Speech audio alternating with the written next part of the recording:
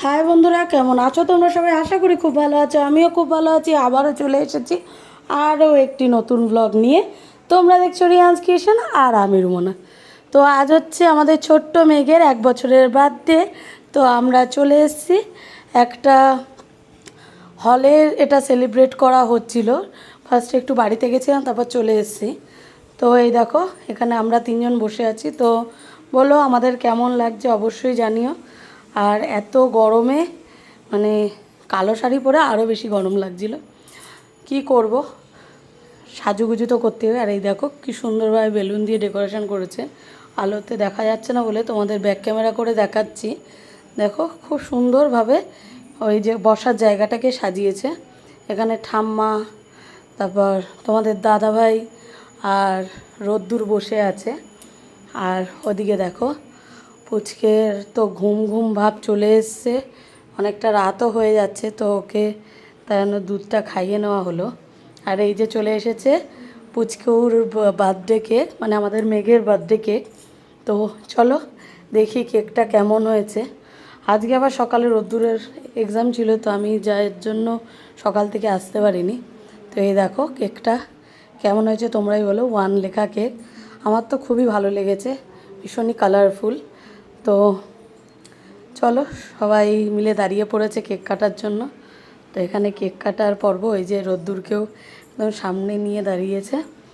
যেহেতু টেবিলটা এতটা উঁচু হয়ে গেছে, কেউ বলতে গেলে কেকটা ঠিকমতো ওরা বাচ্চাগুলো, ছোটো ছোটো বাচ্চাগুলো দেখতে পাচ্ছে না। তো সবাই একটু পা টা তুলে দেখে নিচ্ছে। তো এই দেখো কেক কাটা শুরু হয়ে গেছে। তো তোমরা সবাই মানে রোদ্দুরের ভাই মেঘকে অবশ্যই আশীর্বাদ করো, সে যেন অনেক বড় হয়, ভালো মানুষ হয়ে উঠতে পারে। তো এখানে দেখো ওরা মানে সবাই কেকের দিকে এমনভাবে এক্সাইটেড হয়ে আছে, কখন খাবে কখন খাবে। তো এখানে আমরা খেতে বসে পড়েছি। আর অনেকটাই রাত হয়ে গেছে, একদম লাস্ট ব্যাচ। তো এই যে আমি একদম কাকার পাশে বসে পড়েছি। তোমাদের দাদা আর রোদ্দুরের খাওয়া হয়ে গেছে, দেখতেই পাচ্ছ পুরো ব্যাচ ফাঁকা, শুধুমাত্র আমরাই বসেছি। আর ওই খুড়তুতো বোনরা বসেছে পিছনেই। তো এখানে পড়ে গেছে কচুরি। তো কচুরির সাথে ছিল হচ্ছে তো আলুর দম পড়ে গেছে পাতে। আর কচুরিগুলো বেশ গরম ছিল, কারণ সদ্যই ভেজে দিয়েছে আমাদের এত রাতের বেলায়ও আমাদের জন্য কচুরি একদম গরম গরমই ভেজে দেওয়া হয়েছে।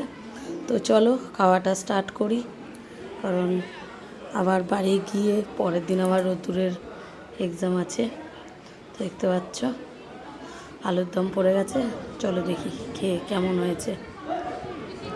কচুরিটা বেশ গরম, আলুর দমও মোটামুটি গরমই ছিল, আর বেলও ভালো ধরনের পিস ছিল।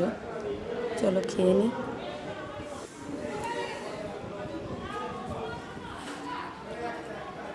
বেশ ভালোই খেতে ছিল। এবার চলে এসেছে ফিশ ফ্রাই।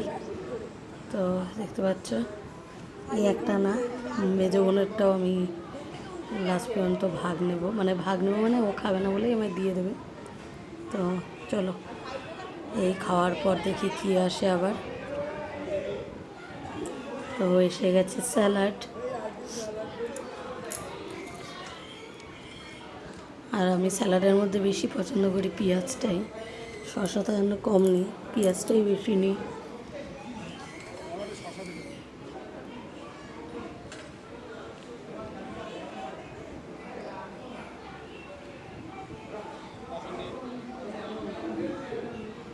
তো সঙ্গে চলে এসছে কাসুন্দি ফিশ ফ্রাই দিয়ে খাওয়ার জন্য।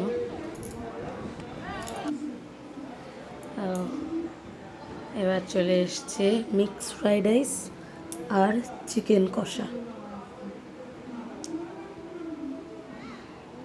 এই গরমে বেশি কিছু খাওয়া যায় না।